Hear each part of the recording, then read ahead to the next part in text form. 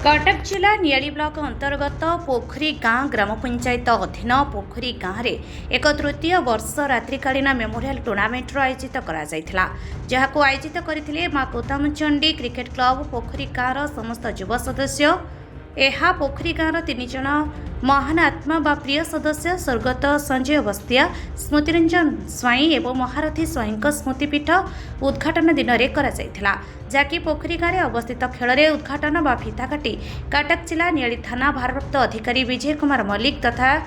BJP Yuva Morcha भक्तवत्सल Bastia, grammar पूर्वतन सरपंच बानाम्बर जेना, पोखरी गाँ high school अवसरप्राप्त प्रधान शिक्षक सच्चिदानंद बस्तिया प्रमुख उपस्थित थे। यह क्रिकेट मैच रे कटकरू जगतसिंहपुर खोर्धा जिला परी 17टी टीम अंशग्रहण करथिबा बेले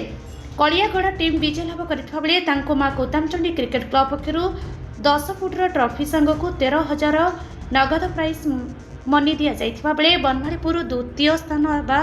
रनर्स अप पाइछि और तांको 9 फुटर ट्रॉफी प्रदान करा जाइथिबा सह नगद 9,000 टंका प्रदान करा जाइछि। ट्रॉफी और प्राइज मनी प्रदान समय उपस्थित थिले पूर्वतन sarpanch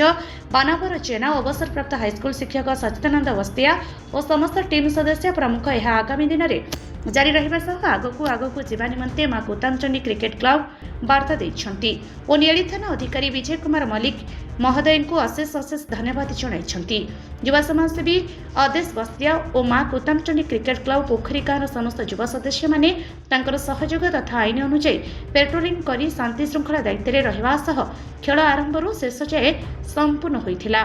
bureau report live live Odia.